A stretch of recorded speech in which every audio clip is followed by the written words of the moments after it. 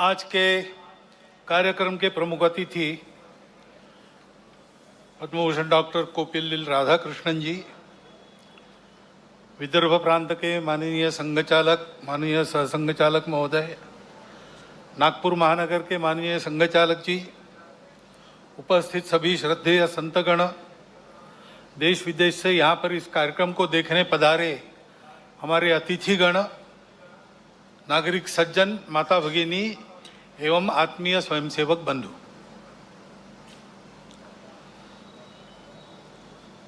इस विजयादशमी को यानी आज के दिन अपने कार्य के 100वें वर्ष में संघ पदार्पण कर रहा है।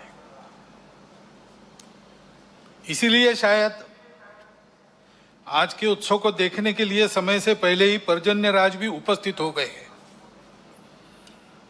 और इसलिए स्वयंसेवकों को थोड़ी देर खड़ा रहना पड़ा।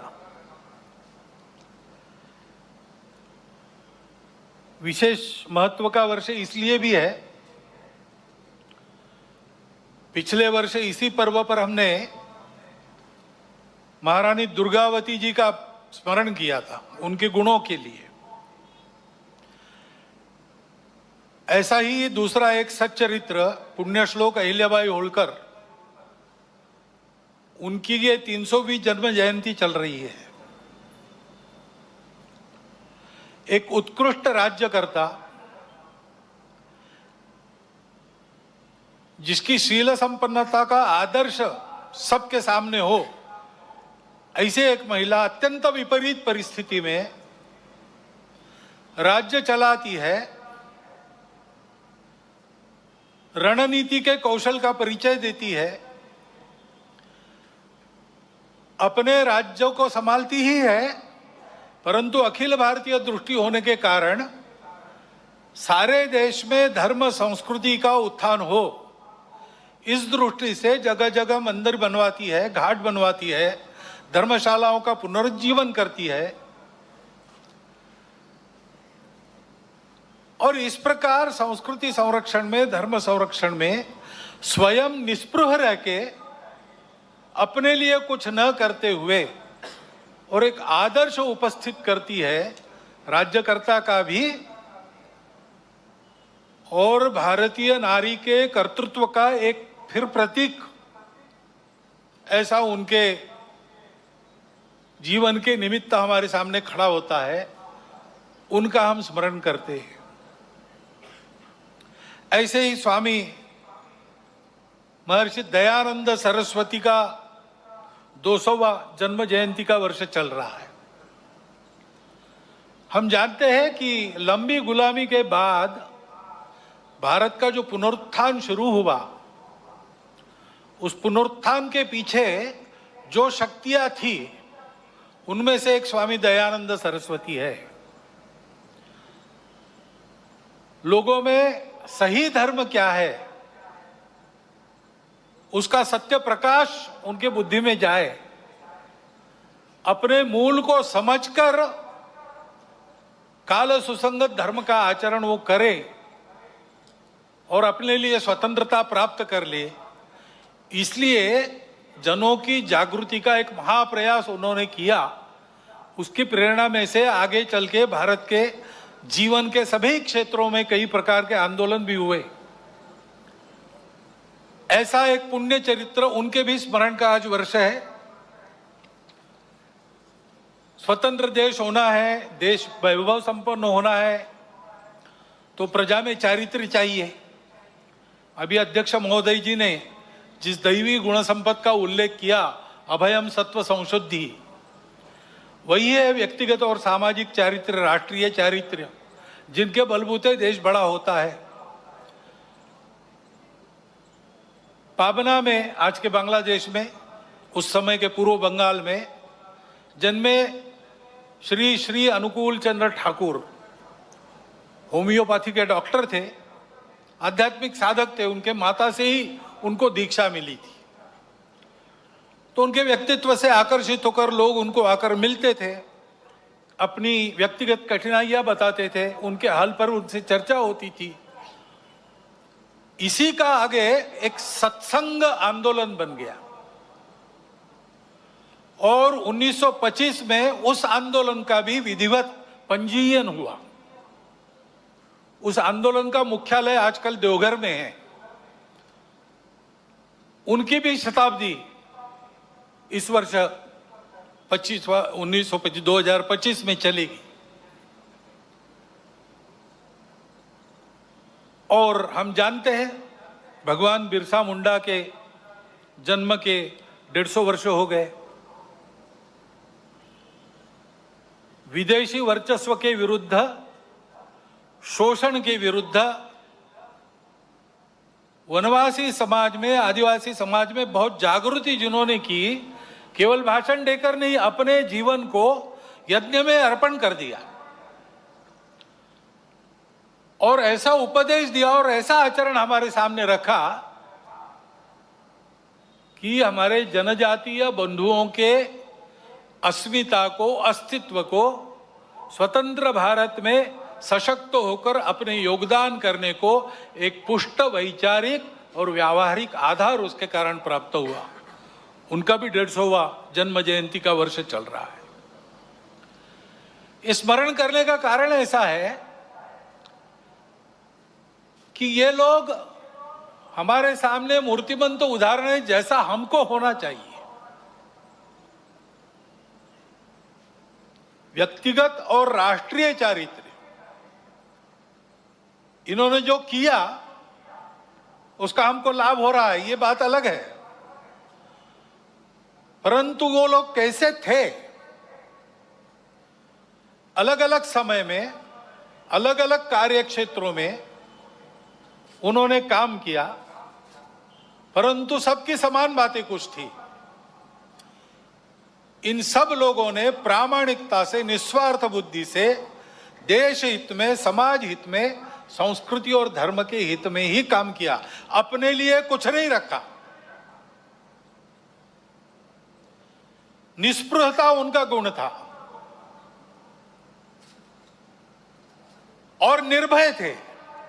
परिस्थिति की परवाह नहीं की, क्या भुगतना पड़ेगा इसकी कभी चिंता नहीं की। संघर्ष का कर्तव्य उपस्थित हुआ तो पूरे जोर से संघर्ष किया। उसमें आवश्यक जो कठोरता आवश्यक है उस कठोरता का भी वर्ण किया। लेकिन ऐसा होने के बाद भी वो किसी के द्वेष्टा नहीं बने। उन्होंने अपने मन में किसी के प्रति कोई शत्रुता नहीं रखी। सबके प्रति निर्वैर भाव से अपना कर्तव्य वो करते थे और इसलिए उज्ज्वलशील संपन्न उनका यह जीवन सज्जनों के लिए आधार बना, दुर्जनों को उनके कर्तृत्व की धाक बनी। इस प्रकार की समाज में शक्ति जब खड़ी हो जाती है तब फिर समाज का उत्थान होता है, देश का उत्थान होता है। बाकी सब सहायक बनता है। ऐसे व्यक्तिगत और राष्ट्रीय चरित्र की आवश्यकता आज की परिस्थिति हमको बार बार बता रही है। ये आवश्यक है और उसके आदर्श ये जीवन है। क्योंकि परिस्थिति हमेशा चुनौतियां तो रहती ही है, अच्छा भी रहता है। दुनिया की हो, देश की परिस्थिति हो। अभी वैज्ञानिक प्रगति का वर्णन करते समय आपने बताया भविष्य के लिए तैयार होना है और भविष्य इस तकनीकी के कारण कई प्रकार की नई सुविधाएं लेके आएगा। आज तक विज्ञान कई प्रकार की सुविधाएं लेकर आया है। तो मनुष्य जीवन भौतिक दृष्टि से पहले से सुखी है, परंतु हम देखते हैं कि इतने प्रगत सुखी मानव समाज में अपने स्वार्थ और अहंकार के कारण कैसे कैसे संघर्ष चलते हैं। इस्राएल के साथ हमास का जो युद्ध छिड़ा वो अब कितना व्यापक होगा और उसकी आग में कौन कौन झुलसेंगे और दुनिया पर इससे कौन सा संकट आएगा, इसकी चिंता सबको लगी है। तो परिस्थिति के दोनों पहलू होते हैं। अपने देश का जब विचार करते तब भी अपना देश आगे बढ़ रहा है, टेक्नोलॉजी के क्षेत्र में, शिक्षा के क्षेत्र में अतिथि महोदय ने वर्णन कर दिया है।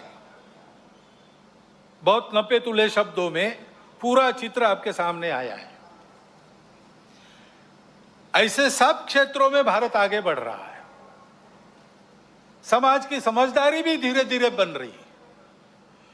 उसके परिणाम स्वरूप हम ऐसा देखते हैं कि जम्मू कश्मीर के चुनाव भी शांतिपूर्ण ढंग से संपन्न हो गए। इसका ही परिणाम हम देखते हैं सारे दुनिया में। भारत की साख बढ़ी है, प्रतिष्ठा बढ़ी है। वसुधैव कुटुंबकम का हमारा विचार सबको स्वीकार्य है।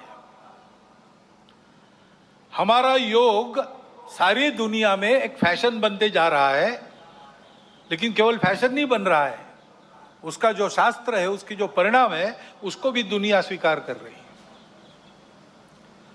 पर्यावरण के बारे में हमारी अपनी जो दृष्टि है वो आज सारी दुनिया में स्वीकार्य है। भारत की प्रतिष्ठा बढ़ी है, भारत का सामरिक बल बना है।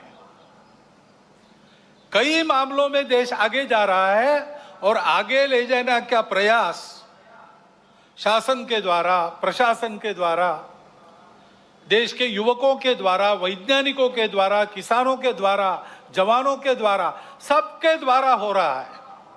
विशेषकर युवा पीढ़ी में हम देखते हैं कि स्व के गौरव की भावना बढ़ रही है। अपने देश के भविष्य के लिए बहुत अच्छे लक्षण हैं और ये चलते रहेंगे। ऐसा नहीं है कि ये किसी तात्कालिक समय के वैशिष्ट्य के नाते खड़े हैं। ये करवट बदली है भारत के समाज में और समाज आगे बढ़ेगा, देश को आगे ले जाएगा, इसका पूर्ण विश्वास है। परंतु जीवन का मार्ग कभी निष्कंटक नहीं होता और इसलिए कुछ चुनौतियां भी सामने है।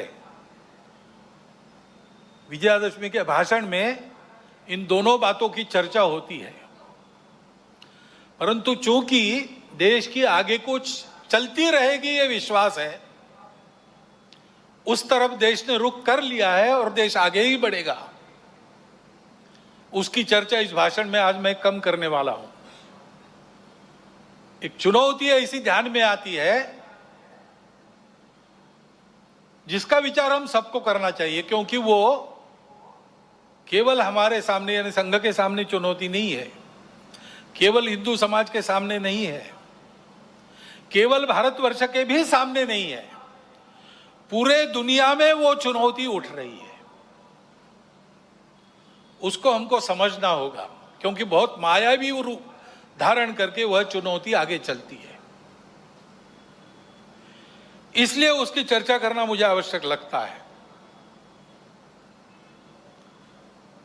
भारत आगे बढ़ रहा है, लेकिन भारत आगे न बढ़े ऐसा चाहने वाली शक्तियां भी दुनिया में है, जिनके निहित स्वार्थ मार खाते हैं भारत के प्रमुखत्व के कारण। वो अपेक्षा तो यही है कि उनका विरोध होगा, तरह तरह की चालें वो चलेंगे, भारत को दबाने का, एक विशिष्ट मर्यादा के अंदर ही बढ़ने देने का प्रयास करेंगे। वैसा हो भी रहा है, क्योंकि आखिर अभी तक भारत छोड़कर बाकी विश्व ने अपने स्वार्थ की बलि देकर भी दुनिया को बड़ा करने का मार्ग पकड़ा नहीं है। हम ये करते हैं, आज भी कर रहे हैं, सबको मदद करते हैं। हमारी शत्रुता करने वालों को भी आवश्यकता में मदद करने वाले हम हैं। शांति रहे इसलिए अपने हितों का बलिदान भी हमने कई बार किया है और करते हैं। ऐसा स्वभाव दुनिया में नहीं है और इसलिए भारत आगे बढ़ रहा है या कोई भी देश आगे बढ़ रहा है, कल चल के हमारा स्पर्धक बनेगा ऐसा डर जिनको लगता है, वो उस देश में तरह तरह के उत्पाद करने में कम नहीं करते। भाषा तो विश्व बंधुत्व की होती है, परंतु वो वहां तक ही है। अपने निहित स्वार्थ ठीक रहने चाहिए, अपनी सुरक्षा को धक्का नहीं लगना चाहिए। और इसलिए दूसरे देशों में कई प्रकार के उत्पाद खड़े करना, जनतांत्रिक तरीके से वहां कोई सरकार चुन के कारोबार कर रही, उसको नीचे लाना, ऐसा दुनिया में चलते रहता है। ये दुनिया की रीति लगभग बन गई है, जो नहीं बननी चाहिए लेकिन है। अब हमारे पड़ोस में ही बांग्लादेश में क्या हुआ, उसके कुछ तात्कालिक कारण और पहलू है, ये बात ठीक है, लेकिन इतना बड़ा उत्पात तो उससे नहीं होता।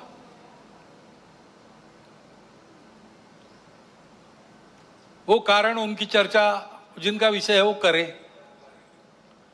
परंतु दो बातें ध्यान में आती है। पहली बात है कि उस उत्पात के कारण वहां के हिंदू समाज पर जो अत्याचार बार बार होते हैं, उस परंपरा को फिर से दोहराया गया।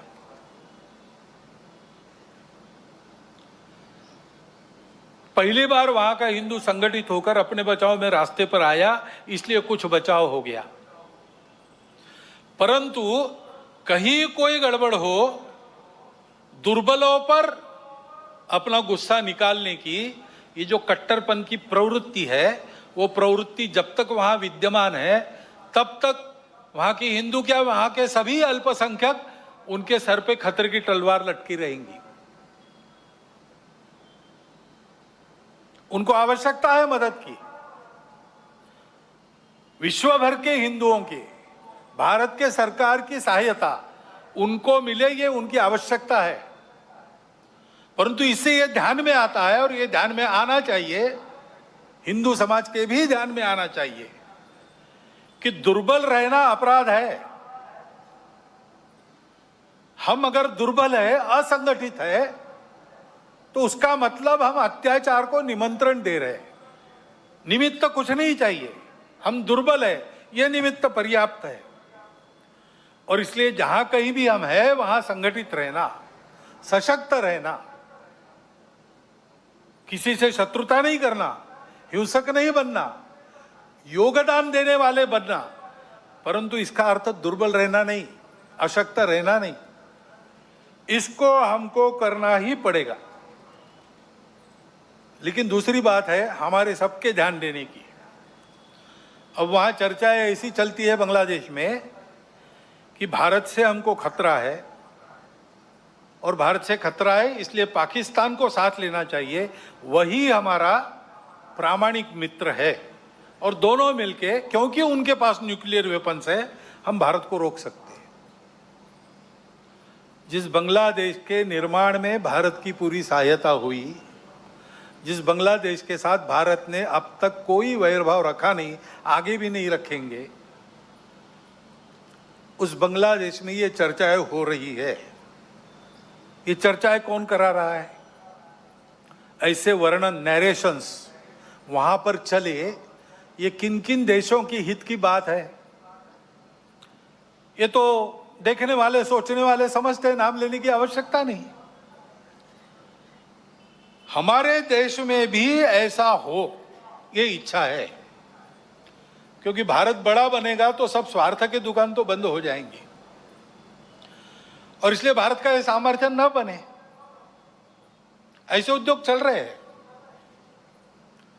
Deep state, wokeism, cultural Marxism, ऐसे शब्द चर्चा में बहुत है। पिछले साल भी मैंने उल्लेख किया था। कुछ लोगों ने कहा था कि अपने यहाँ तो है ही नहीं। ऐसा नहीं है, अपने यहाँ है, बहुत पहले से है। क्योंकि केवल भारत नहीं, सभी सांस्कृतिक परंपरा के विरुद्ध ये विचार जाता है। परंपरा से दुनिया में कहीं भी कोई भी समाज जीवन में जो मंगल है, भद्र है, ऐसा मानता है, उसको ध्वस्त करना ये इनके कार्य प्रणाली का अंग है। और ये करने के लिए पहला सूत्र उनका होता है, इन्वेड द इंस्टीट्यूशंस, संस्थाओं को कब्जे में लो। शिक्षा संस्थान है, विद्यापीठ है, शिक्षा व्यवस्था है, माध्यम है, बौद्धिक जगत है, इन सब पर अपनी पकड़ कायम करके उनके द्वारा समाज में विचारों की विकृति का प्रसार करना, विचारों को बिगड़ना, अपनी परंपरा के प्रति, अपने स्वत्व के प्रति अश्रद्धा से उत्पन्न करना। हम ही अपने लोगों को गाली दे हम ही अपने बातों को तुच्छ माने, उनकी लज्जा करें, इस प्रकार का वातावरण पैदा करना।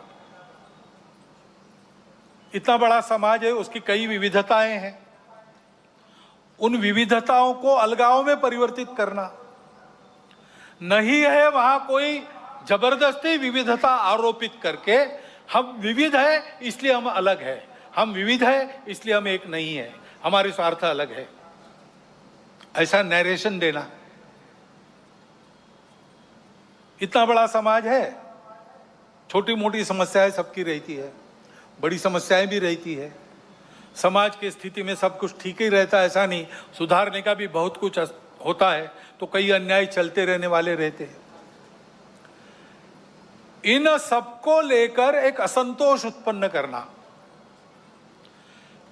संघर्ष उत्पन्न करना, टकराव की स्थिति उत्पन्न करना, लोगों को उग्र बनाना, व्यवस्था, कानून, सत्ता, प्रशासन, इन सब के प्रति अश्रद्धा, अनादर का व्यवहार सिखाना,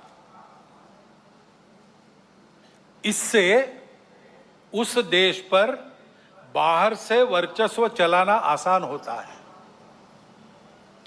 पहले जैसा आपस में युद्ध करना अब आसान नहीं है। अब युद्ध इस प्रकार से होता है, इसको मंत्र विप्लव कहते हैं अपने परंपरा में। ऐसा मंत्र विप्लव चल रहा है और ऐसी भ्रम की स्थिति में उनको देश के अंदर भी कभी बार साथी मिल जाते हैं, जाने अनजाने। प्रजातांत्रिक देश है अपना, अनेक दल रहेंगे, उनकी स्पर्धा चलेगी, ये प्रजातंत्र की पद्धति है। लेकिन समाज में ये अलगाव, टकराव देश की एकता, एकात्मता, देश के वैभव संपन्न होने के प्रयास से बड़े बन गए, अथवा दलों के स्वार्थ समाज की सद्भावना और राष्ट्र की एकात्मता को गौण बनाकर चलाए गए, तो फिर किसी एक का पक्ष लेके उनके पीछे खड़ा रहना, खुद मैदान में नहीं आना। अल्टरनेट पॉलिटिक्स ऐसा कहते हैं, पर्यायी राजनीति।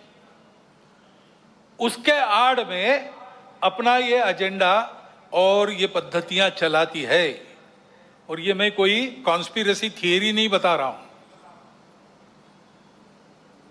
पुस्तकें निकल रही है पाश्चात्य देशों से वहां की परिस्थिति के बारे में। पाश्चात्य जगत के अनेक प्रगत देशों में इस मंत्र विप्लव के परिणाम स्वरूप जीवन की स्थिरता, शांति और मांगल्य संकट में पड़ा हुआ उनको अनुभव होता है, हमको भी दिखाई देता है। और भारत के चारों ओर, विशेषकर सीमावर्ती प्रांतों में इस प्रकार के कारस्थानों के चलते क्या क्या हो रहा है हम देख सकते हैं। समय पर हमको जागना है। हमारा देश सांस्कृतिक एकात्मता के अधिष्ठान पर खड़ा है।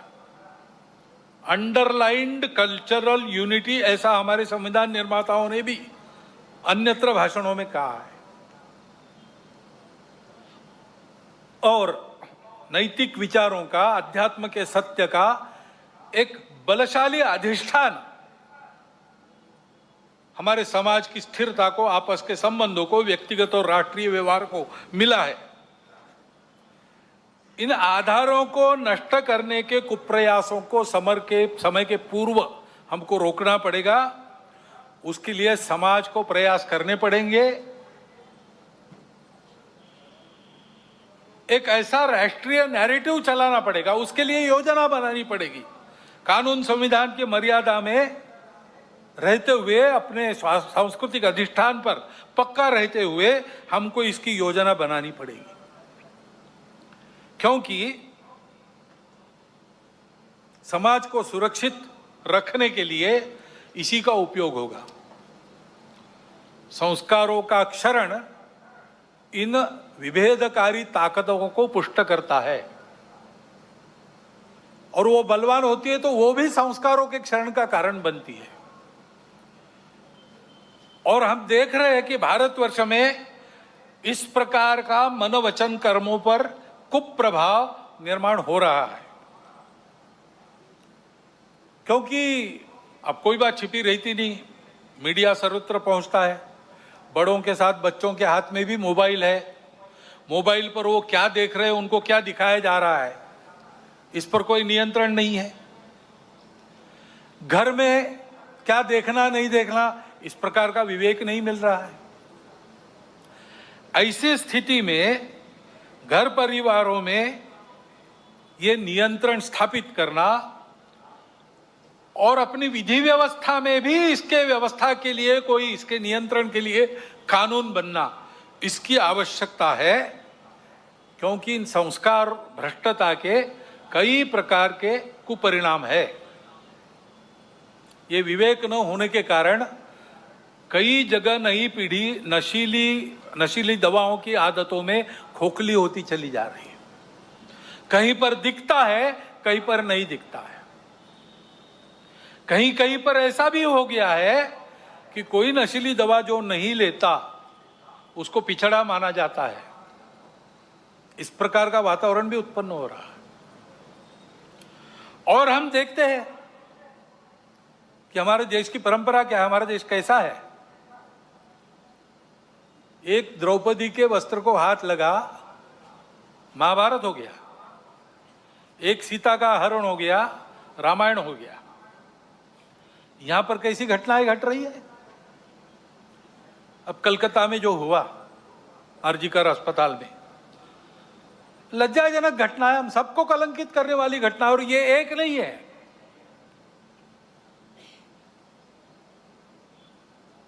घटनाएं होती है, उसका नियंत्रण वगैरह करना। जैसे वहां खड़े हो गए समाज के सब लोग डॉक्टर लोगों के साथ,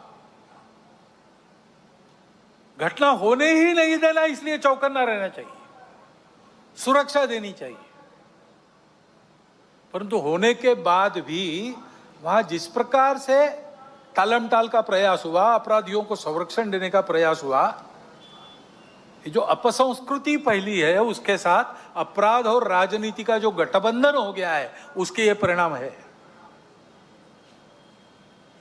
हमारी सांस्कृतिक देन है ये दृष्टि जो कहती है मातृवत परदारेश, पराई स्त्री माता समान है, जिनसे प्रबोधन प्राप्त होता है परिवार में, अपने परिवार के जनों से प्राप्त होता है, और माध्यमों के द्वारा जाने अनजाने समाज इनसे ग्रहण करता है। वहां यह भान रहना चाहिए कि हम क्या परोस रहे। वहां अगर इसका भान नहीं रहा, इन मूल्यों का तिरस्कार हुआ, उपेक्षा हो गई, तो फिर वो महंगा पड़ेगा। और इसलिए वहां पर इसका भान रहे और मूल्यों का प्रबोधन हो, इसके लिए हमको व्यवस्था करनी पड़ेगी। ये जो परिस्थिति सारी चल रही है, उसमें हम देखते हैं कि सारे खतरे संस्कार भ्रष्टता के कारण और आपस में अलगाव की हवा बहती है, उसमें बह जाने के कारण देश में सर्वत्र, आप देखिए, सीमा से लगे पंजाब है, जम्मू कश्मीर है, लद्दाख है, समुद्री सीमा पर केरल है, तमिलनाडु है, और बिहार से मणिपुर तक पूरा पूर्वांचल है, अस्वस्थ है। मूल कारण यही है। इन प्रदेशों में ये सारी परिस्थिति उपस्थित है। और फिर ये भी हम देखते हैं कि कट्टरपन को उकसाकर उपद्रव किए जाते हैं, ये भी परिस्थिति है। बहुत सारे असंतोष के कारण इतने बड़े समाज में हो सकते हैं। ट्रैफिक जाम हो गया तो वो भी असंतोष का कारण बनता है। असंतोष को व्यक्त करने के रास्ते भी हमारे संविधान ने बताए हैं। प्रजातांत्रिक रीति से हमको जो अच्छा नहीं लगता उसका विरोध हम कर सकते हैं, करना भी चाहिए। अगर अपने को अच्छा नहीं लगता तो चुप रहो, ऐसा कोई नहीं कह सकता। परंतु उसकी एक पद्धति है, उसका पालन होना चाहिए। उसको ताक पर रखकर कानून संविधान को छोड़ते हुए कहीं किसी ने कुछ किया, पूरे समाज को जिम्मेवार मानकर ये जो उपद्रव होते हैं, इसको असंतोष के जगह गुंडागर्दी करना ज्यादा अच्छा है। ये गुंडागर्दी होती है और कहीं कहीं ये हो जाती है समाज के कट्टर स्वभाव के कारण। अथवा कहीं कहीं इसको कराया जाता है। कभी कभी समाज करता नहीं, उपद्रव करने वाले आके करके चले जाते हैं। पूज्य बाबा साहब आम्बेडकर साहब ने इसी के प्रति हमको सचेत किया था। संविधान समिति ने जब संविधान अर्पण किया, संसद में बाबा साहब के 2 भाषण हुए, उसमें एक में उन्होंने उल्लेख किया है इन बातों को। उन्होंने ग्रामर ऑफ अनार्की, अराजकता का व्याकरण कहा है। अब ये इशारा हमको मिल चुका है, हम लेकिन ऐसा करते हैं। अभी गणेश उत्सव के पथराव विसर्जन के जुलूसों पर हुआ, क्यों हुआ? कोई कारण नहीं था। ऐसी बातों का नियंत्रण त्वरित करना प्रशासन का काम है। कहीं करते हैं, कहीं थोड़ी ढिलाई भी दिखती है, परंतु प्रशासन आते तक तो समाज को भुगतना पड़ता है। तो इसलिए समाज को तैयार रहना चाहिए, सावधान रहना चाहिए, तैयार रहना चाहिए। गुंडागर्दी नहीं चलने देनी है। गुंडागर्दी को किसी का सैंक्शन नहीं है, और गुंडागर्दी किसी की भी हो वो क्षम्य नहीं है। अपना और अपनों का प्राण और चीज वस्तु इसकी रक्षा करना ये अपना अधिकार है, मूलभूत अधिकार है। बातें प्रशासन को, पुलिस को करनी है, उनको ही करनी देनी चाहिए। उनके आते तक अपने प्राण को बचाना, अपनों के प्राणों को बचाना ये अपना अधिकार है। उसके लिए समाज को सजग रहना पड़ेगा। सजगता से होगा ही नहीं, हो गया तो सन्नद्ध भी रहना पड़ सकता है। भाई वर्णन सारा किसी को लड़ाने के लिए नहीं कर रहा हूं, डराने के लिए भी नहीं कर रहा हूं। ये परिस्थिति है, दूसरी भी है, अच्छी परिस्थिति भी है, अच्छी बातें भी हो रही। हमको इस परिस्थिति में से जाना है, और इसलिए क्योंकि हम सबकी इच्छा है अपना देश एकात्म हो, सारे झगड़े समाप्त हो, अपना देश बड़ा बने, सबकी इच्छा है, सबका कर्तव्य भी है। और इसलिए समाज की एक विशिष्ट प्रकार की स्थिति चाहिए, विशिष्ट दिशा में प्रयासों की आवश्यकता रहती है। समाज स्वयं जगता है, अपना पुरुषार्थ करता है, तब महापुरुष, संगठन, संस्थाएं, प्रशासन, शासन ये सब सहायकारी होते हैं। समाज की स्वस्थ स्थिति से सारे उपद्रव टल जाते हैं। जैसे इम्यूनिटी कम होने के बाद रोग आते हैं, स्वस्थ अवस्था शरीर की ढलती है, बीमारियां बाद में घेरती है, और बीमारियां भी स्वस्थता को नष्ट करती है। और इसलिए यह स्वस्थ अवस्था समाज की सशक्त अवस्था, यानी समाज की संगठित अवस्था है। समाज को सशक्त रहना चाहिए, संगठित रहना चाहिए, क्योंकि दुर्बलों की परवाह देव भी नहीं करते। अश्वम नैव गजम नैव व्याघ्रम नैव च बलि किसकी देनी यज्ञ में चर्चा हुई। कहते हैं क्या घोड़े की? नहीं, वो तो लात मारेगा। हाथी? नहीं, बहुत बड़ा है। शेर? नहीं बाबा, वो तो बिल्कुल नहीं। फिर किसको? तो बकरे को काटो, कुछ नहीं कर सकता। देवो दुर्बल घातका। और इसलिए इस स्वस्थता को, संगठित को उत्पन्न करने के लिए संपूर्ण समाज में कुछ विषय हम शताब्दी वर्ष के पश्चात ले जाएंगे। अभी 1.25 साल शुरू हुआ है, वो पूरा होगा 1925 में। उसके बाद साल भर शताब्दी वर्ष का कुछ चलेगा। उसके बाद समाज में हम विषय लेने जाने वाले हैं। समाज के स्वस्थ स्थिति की पहली शर्त है सामाजिक समरसता और सद्भावना। इसके बिना संगठन संभव नहीं। और इसलिए इन बातों को ले जाना है। लेकिन ये बात ले जानी है, कार्यक्रम ले जाने से नहीं होता। कुछ प्रतीकात्मक कार्यक्रम कर लिए तो समरसता सद्भावना नहीं आती है। व्यक्तिगत स्तर पर, पारिवारिक स्तर पर काम करना पड़ता है। समाज के सभी वर्गों में व्यक्तियों की और कुटुंबों की मित्रता होनी चाहिए। मैं जितने दायरे में घूमता हूं, काम करता हूं, वहां के सब प्रकार के रहने वालों में मेरे मित्र होने चाहिए। मेरे परिवार के मित्र कुटुंब वहां सब प्रकार के रहने वालों में होने चाहिए। भाषा विविध है, पंथ संप्रदाय विविध है, खान पान रीति रिवाज सब अलग अलग होने के बाद भी ये कुटुंबों की और व्यक्तियों की मित्रता, यही समाज में समरसता लाती है। प्रबोधन करने के लिए बाकी सब काम आता है, आचरण करने के लिए ये प्रत्यक्ष मित्रता चाहिए।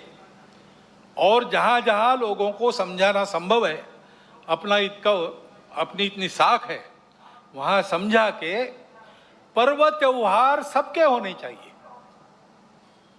ये विषमता इतनी विचित्र हो गई कि हमने अपने संतों को, देवों को, सबको बांट लिया। वाल्मीकि जयंती वाल्मीकि बस्ती में ही क्यों हो? वाल्मीकि ने रामायण तो पूरे हिंदू समाज के लिए लिखा, तो भगवान वाल्मीकि की जयंती सब मिलके मनाए, भगवान रविदास की जयंती सब मिलके मनाए, सारे पर्व त्योहार मिलके पूरा हिंदू समाज करे, सहभागी हो, बाहर से सहभागी हो, अंदर जाकर सहभागी हो। ये सहभागिता चाहिए। और समाज के श्रद्धा के या उपयोग के जो केंद्र होते हैं, मंदिर है, पानी है, स्मशान है, वो सबके लिए खुले चाहिए, ऐसा वातावरण चाहिए। ये हमको करना पड़ेगा, इसको लेकर हम समाज में जाएंगे। अपने समाज में अनेक जाति वर्ग है, उनका अपना अपना नेतृत्व है, उस नेतृत्व के हाथ में संस्थाएं हैं, उन संस्थाओं के द्वारा उन जाति वर्गों का संचालन होता है, अच्छी तरह होता है। ये सब जाति वर्गों के जो मुखिया लोग हैं, वो अगर नीचे खंड स्तर तक, ब्लॉक स्तर पर एकत्रित आए और आपस में बताए कि अपने जाति के उत्थान के लिए उनको समय के हिसाब से ठीक प्रकार का प्रबोधन, क्या क्या खतरे हैं समाज जीवन में, उससे अपने आप को कैसे बचाना, इसके बारे में जानकारी, देश दुनिया में क्या चल रहा है इसकी जानकारी, ये हम अपने समाज में कैसे देते हैं, उनका जीवन अधिक उन्नत हो, अधिक संस्कार वाला हो, भौतिक दृष्टि से सुखी हो, क्या क्या कर रहे हैं, आपस में शेयर करना, बताना, कल्पनाएं मिलती है अन्य लोगों को प्रयास करने के लिए। लेकिन इनके साथ और दो विषयों की चर्चा करना। अपने अपने जाति वर्ग के लिए हम ये सब कर रहे हैं, बहुत अच्छी बात है, परंतु हम सब मिलकर अपने उस खंड में समाज की कौन सी एक समस्या है जो हम उठाकर अपने बलबूते उसको ठीक कर सकते हैं। पूरे समाज की कोई समस्या, हर 2 महीने बैठते तो 2 महीने में एक कोई समस्या उठाकर उसको ठीक करना, सबने मिलकर तय करना, इसको हम हाथ लगाएंगे, इसको हम ठीक करेंगे। और दूसरा ये तय करना कि हम सब जाति वर्ग यहां रहते हैं, हम मिल रहे हैं, वो हम में जो दुर्बल जाति है उसके लिए हम सब मिलकर क्या कर सकते हैं। ऐसी एक बैठक में मैं था, वह वाल्मीकि बंधु थे, उन्होंने खड़े होकर बताई अपनी समस्या। हमारे बच्चों के लिए विद्यालय नहीं है, सरकारी विद्यालय चलता नहीं है, प्राइवेट विद्यालय हमको पुराता नहीं है, बच्चे कहाँ पढ़े। तो वहाँ राजपूत समाज के लोग बैठे थे, खड़े हो गए, उन्होंने कहा आपकी बस्ती तो हमारी बस्ती को लगकर है। उनका है, बोले हमारा स्कूल है, 20% लोगों को हम लेंगे, बिना फीस के पढ़ाएंगे, और वो काम शुरू हो गया। समाज में विभिन्न जाति वर्गों के लोग बैठकर नियमित इन 3 विषयों का विचार अगर करते हैं तो समाज में सद्भावना नहीं रहेगी तो क्या रहेगा, और कौन उस सद्भावना को तोड़ सकेगा। क्योंकि सब जानते हैं कि हम अपना भी विचार करते हैं, सबका भी विचार करते हैं, हम सब एक दूसरे से लगे हैं, हमारे संबंध है। ये करना पड़ेगा, इस बात को लेकर हम जाएंगे और हम आए, इसकी राह देखने की आवश्यकता नहीं, जहां हो सकता है वहां शुरू होना चाहिए। दूसरा विषय सामने आता है, जागतिक समस्या है, पर्यावरण की। सारी दुनिया त्रस्त है, एक बड़ा प्रश्न चिन्ह चिंतकों के सामने है, सृष्टि रहेगी कि नहीं रहेगी। और अपने देश में भी उसका अनुभव हो रहा है। हम देखते हैं हमारे यहाँ पर तरह तरह के उत्पाद हो गए, ऋतु विचित्र बन गई, कभी भी आती है और जब आती है तब फूट पड़ती है। वर्षा नहीं होगी तो मुंह तक में छाले पड़ जाएंगी, इतनी गर्मी, और होगी तब छालों सहित सबको बहा ले जाएंगी। ये विचित्र तीव्रता ऋतुओं की उत्पत्ति हो गई है। ये सब होता है, इसका कारण क्या है? इसका कारण पर्यावरण के बारे में एक अधूरी दृष्टि पर चलना है। अब सारी दुनिया इसको अनुभव कर रही है और इसलिए उस दृष्टि को बदलने का प्रयास भी सर्वत्र हो रहा है। अपने देश में भी उसकी बात तो हम करते हैं,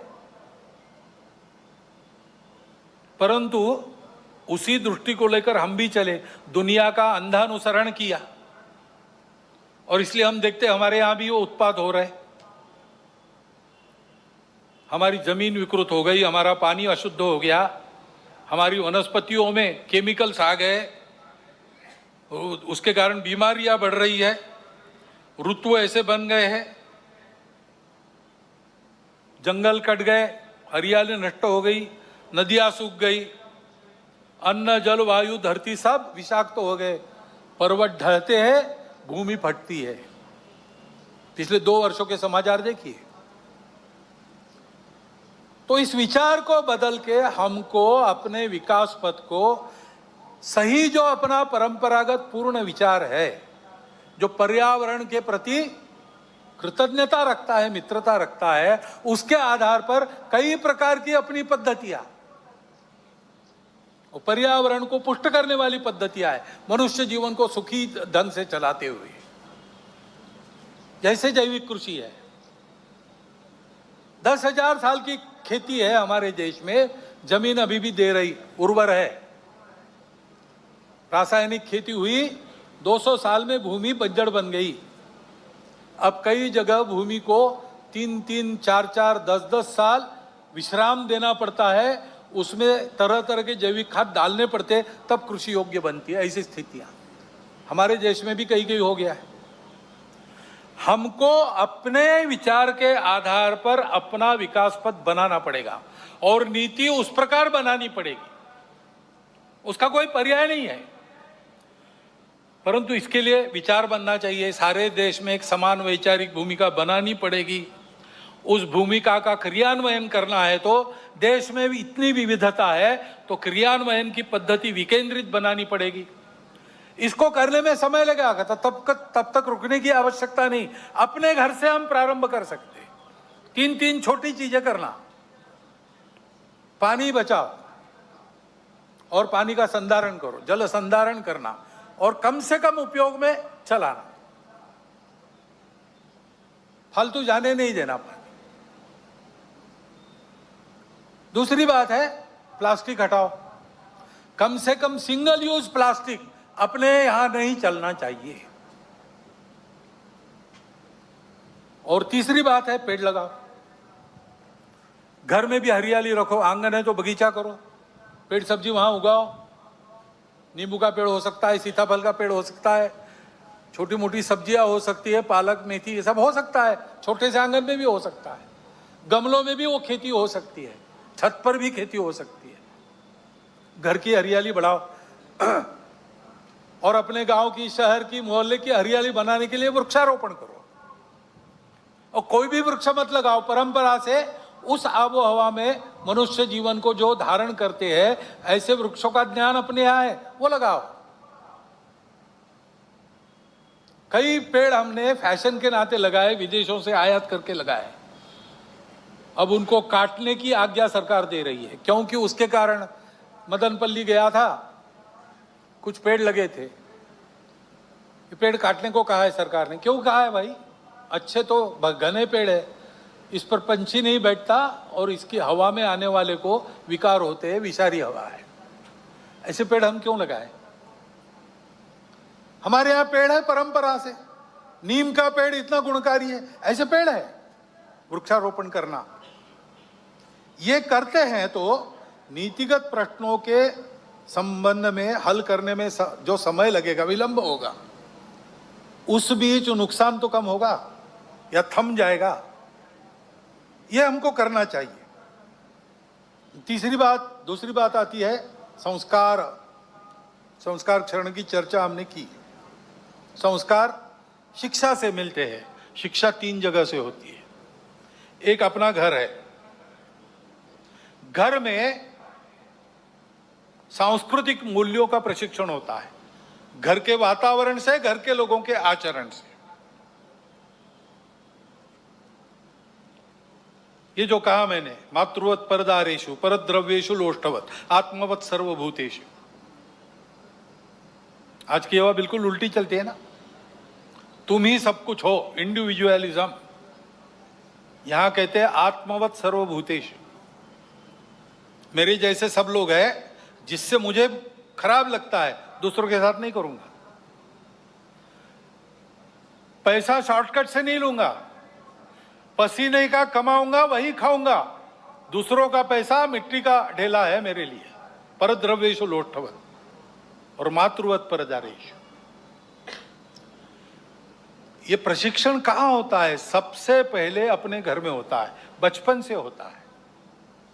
घर का वातावरण वैसा करना, घर के सब लोगों को वैसा व्यवहार रखना चाहिए, अपने कुटुंब में इसकी चर्चा करते रहनी चाहिए, वैसा वातावरण बनाना चाहिए। शिक्षा नीति में ये आना चाहिए। नई शिक्षा नीति में इसका प्रयास चल रहा है। परंतु वो जो कॉलेज स्कूल में शिक्षा मिलती है, यानी प्रबोधन होता है, भाषण होता है, पढ़ना होता है, सुनना होता है, केवल उससे नहीं होता, देखना भी होता है। शिक्षा में जो पढ़ाया जा रहा है उसका मूर्तिमंत उदाहरण शिक्षक प्राध्यापक होने चाहिए। वहां से प्रारंभ करना पड़ेगा, उनके प्रशिक्षण का कोई तरह का ढूंढना पड़ेगा। लेकिन ये ध्यान रखना, शिक्षा तो बाद में आती है। आयु के 3 साल से लेकर 12 साल तक की घर के वातावरण से और घर में होने वाले संवाद से मनोभूमिका बनती है, आदमी उसी दिशा में आगे बढ़ता है। इसलिए घर और ऐसे शिक्षा संस्थान, उसके साथ साथ सामाजिक वातावरण, समाज में जिनको देखकर लोग चलते हैं, यद्यदाचरति श्रेष्ठ तत्तदेवेतरो जनः महाजनो येन गतस्स पंथा, कई उक्तियां हैं। समाज के प्रमुख लोग जैसा चलते वैसा सब लोग करते, विचार करने की झंझट में नहीं करते पड़ते, उनकी वो क्षमता नहीं, वो समझते भी नहीं। तो जिनको बड़ा माना जाता है, जो लोकप्रिय है, जो प्रभावी है, वो जैसा कहेंगे करेंगे, वैसा कहते करते हैं लोग। उनको ये चिंता करनी चाहिए।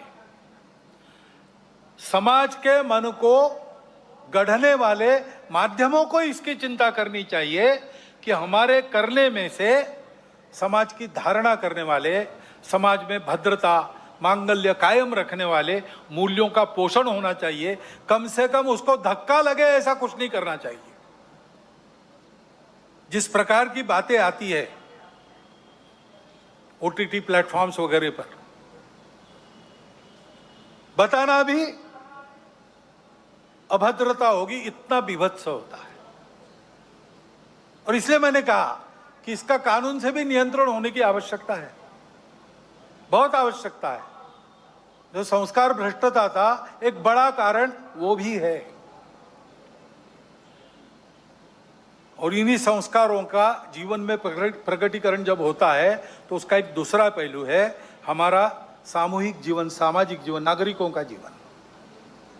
हम लोगों को देश में साथ में रहना है। साथ में रहना है तो ठीक से चलना आना चाहिए ना। अभी आपने देखा यहाँ कीचड़ फैला था, उसमें चलना संभव नहीं था, चलते फिसल जाते, ठेला ठेली होती। चलने का कार्यक्रम रद्द कर दिया, क्योंकि बाजार में चलना अलग बात है, वहाँ कोई किसी का रहता नहीं, अपना अपना काम करने आता है, चले जाता है, तो भीड़ रहती है, ठेला ठेली होती है, सब होता है। लेकिन ठीक से चलना है तो मिलके चलने का शास्त्र रहता है, मिलके चलने के नियम होते हैं। देश काल परिस्थिति अनुसार परिवर्तन भी होता है। आज 2 पथ संचलन होने वाले थे, एक करना पड़ा। एक उसमें 6 कतारों में चलने वाला था, सबको 4 में चलना पड़ा, क्योंकि वर्षा के कारण एक परिस्थिति आई। ऐसे परिवर्तन होते रहते हैं। लेकिन अपने समय में जो भी नियम है साथ चलने के, उसका पालन करना चाहिए। नागरिक अनुशासन होता है, कई प्रकार के कर बिल भरने पड़ते हैं, समय पर भरना चाहिए।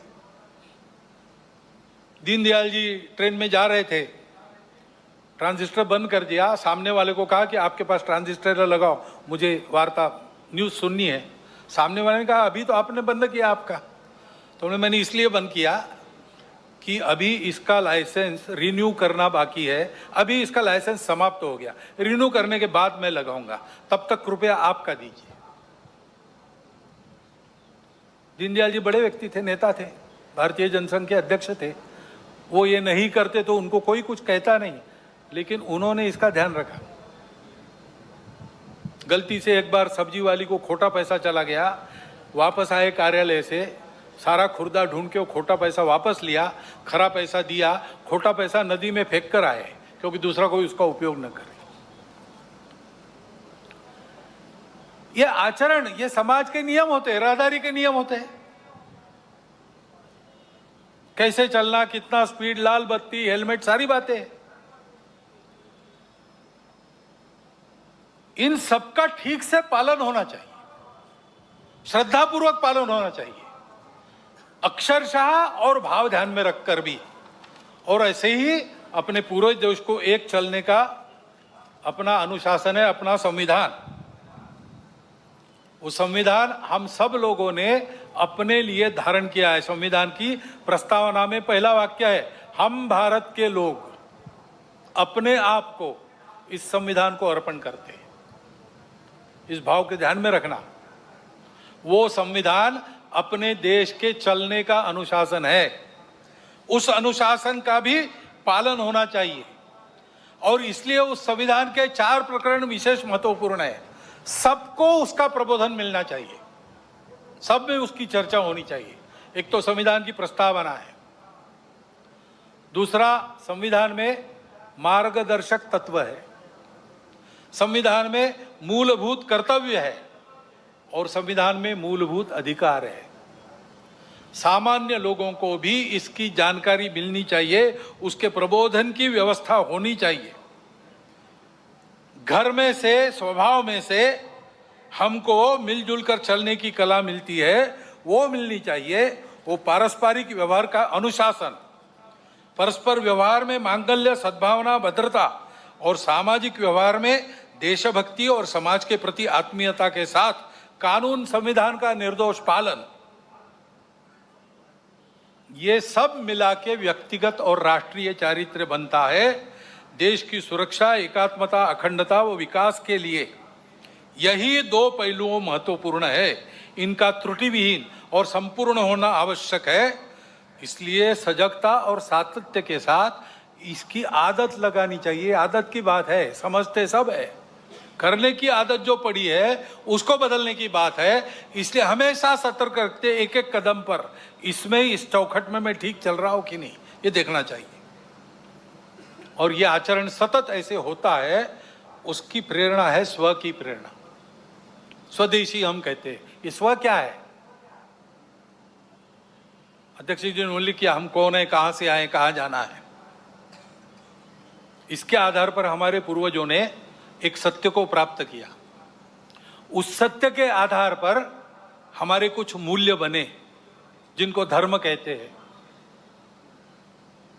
सत्य, करुणा, शुचिता, तपस, इस चौखट में जो बैठता है वो धर्म है। धर्म भारत का स्व है, रिलीजन नहीं। रिलीजन अनेक है। सब रिलीजन के पीछे जो रिलीजन है, उसके पीछे जो आध्यात्मिकता है, religion on the top of religion ऐसा कहते हैं, वो धर्म, वो भारत का प्राण है, वो हमारी प्रेरणा है। उसके कारण हमारा इतिहास बना है, उसके लिए हमारे बलिदान हुए। देखिए अपना पूरा इतिहास, आपको पता चलेगा कि भारतवर्ष में जो कर्तृत्व हुआ है वो धर्म के कारण हुआ है। भारतवर्ष में जो संघर्ष हुआ है वो भी धर्म के लिए हुआ है। उसको ध्यान में रखना, उसकी पहचान, स्पष्ट स्वरूप ध्यान में आना चाहिए। हम कौन हैं, उसके नाते हम कहे जाते हम सब हिंदू हैं, क्योंकि उस धर्म को जो शाश्वत है, सनातन है, सृष्टि के साथ अस्तित्व में आया है, सबको है, सबका है। हमने खोजा नहीं है, हमने दिया नहीं किसी को, हमने पहचाना केवल, इसलिए उसको हिंदू धर्म कहते हैं, जो वास्तव में मानव धर्म, विश्व धर्म है। वो हमारा स्वत्व है। उस स्वत्व के आधार पर चलना, छोटे छोटे व्यवहार भी उसके आधार पर करते हैं। उसके गौरव के कारण स्वाभिमान उत्पन्न होता है, और स्वाभिमान हमको बल देता है आगे बढ़ने का। और इसलिए उस वक्त के आधार पर छोटे व्यवहार भी करना जो हम अपने घर में बना सकते हैं, बाजार से नहीं लाना। बाजार से लाना है तो इसलिए लाना कि किसी का रोजगार उस पर चलता है, जो अपने देश में बन सकता है, बाहर से नहीं लाना। देश में नहीं बनता, उसके बिना काम चल सकता है, चलाना। बाहर से लाना ही है, जीवन आवश्यक है, देश में नहीं बनता तो ठीक है, फिर लाइए। देश का जो व्यापार चले, अंतर्राष्ट्रीय व्यापार में तो माल देना भी पड़ता है, माल लेना भी पड़ता है, वहां तो चलेगा, लेकिन वहां अपनी आवश्यकता के अनुसार अपनी शर्तों पर हम खरीदेंगे। सौदा पटेगा तब लेंगे, दबाव में नहीं करेंगे। अपने घर के अंदर अपनी भाषा बोलेंगे। घर के अंदर भाषा, भूषा, भजन, भोजन अपना होना चाहिए। भ्रमण करने के लिए जाते, सारी दुनिया में जाइए, कोई बात नहीं, अपने देश के भी स्थान देखिए, प्रेरक स्थान है और अपने देशवासियों की स्थिति बताने वाले स्थान है। जाइए वनों में, अपने वनवासी बंधु कैसे रहते हैं, झुग्गी झोपड़ियों में जाइए, वहां कैसे जिया जाता है। प्रेरक स्थानों पर जाइए, किले देखिए, चित्तौड़ का गढ़ देखिए, रायगढ़ देखिए, ये भी जाने के स्थान है। भ्रमण वैसा होना चाहिए और अपना भवन भी वैसा होना चाहिए।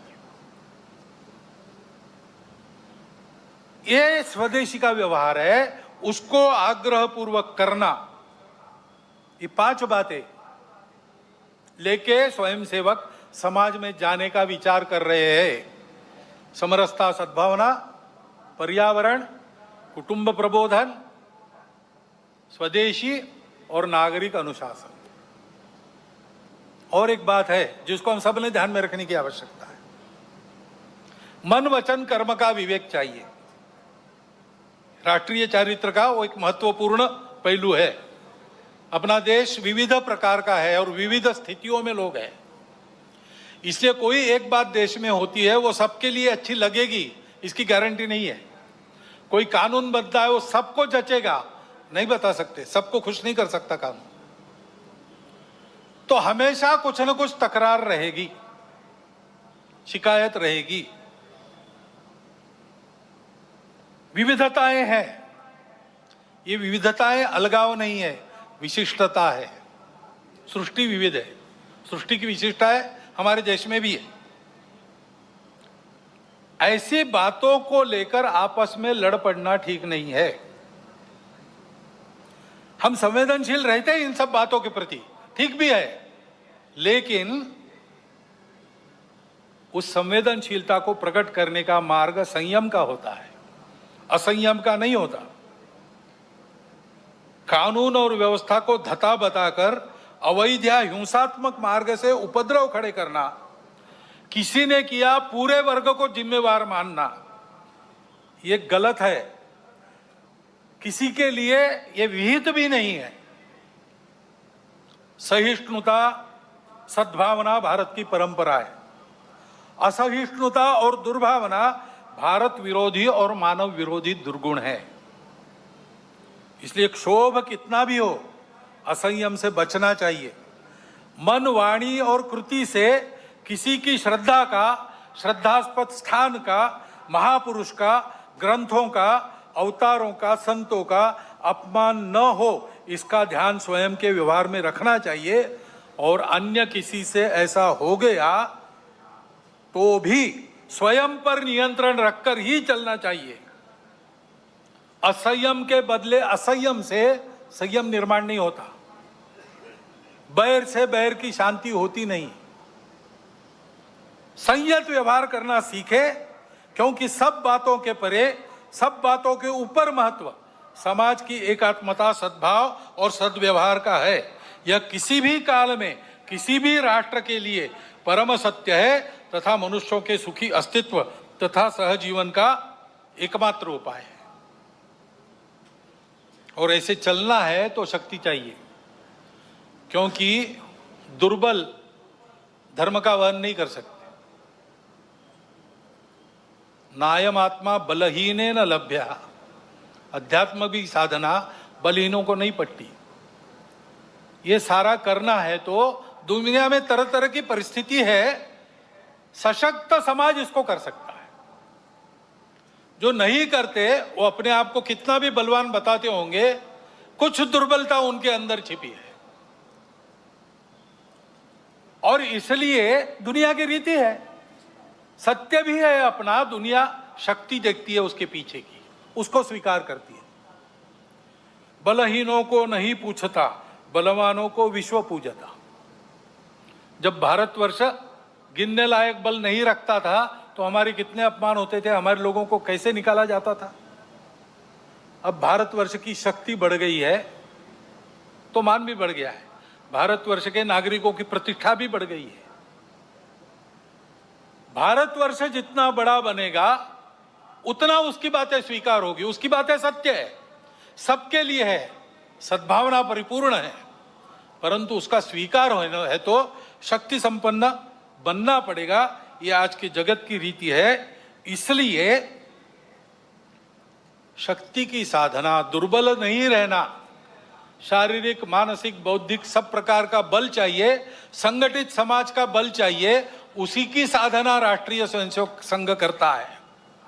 परंतु शक्ति को दिशा चाहिए, दिशाहीनों की शक्ति उपद्रव करती है, और इसलिए राष्ट्रीय स्वयंसेवक संघ में बल के साथ शील की साधना होती है।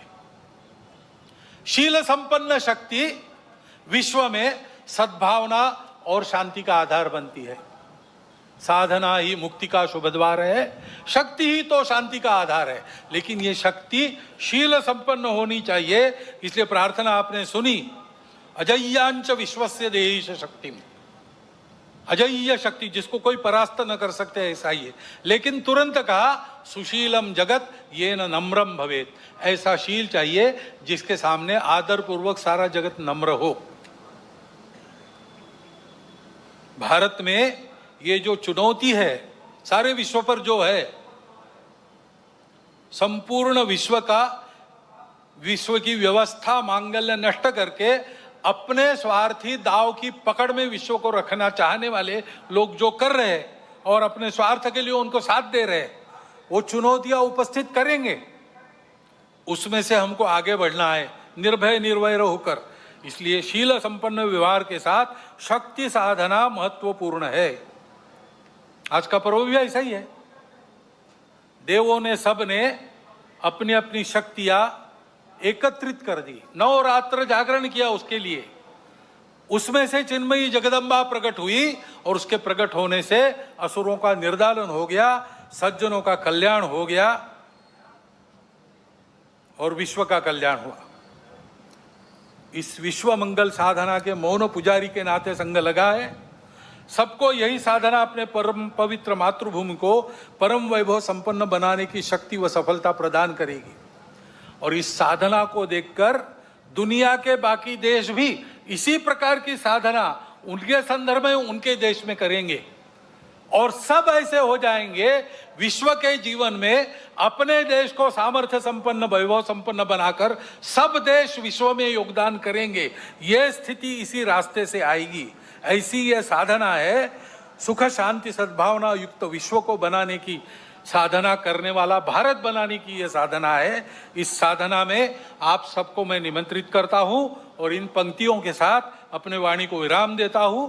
हिंदू भूमि का कण कण होकर शक्ति का अवतार उठे, जल थल से अंबर से फिर अब हिंदू की जय जयकार उठे, जगत जननी का जय जयकार उठे। भारत माता की जय।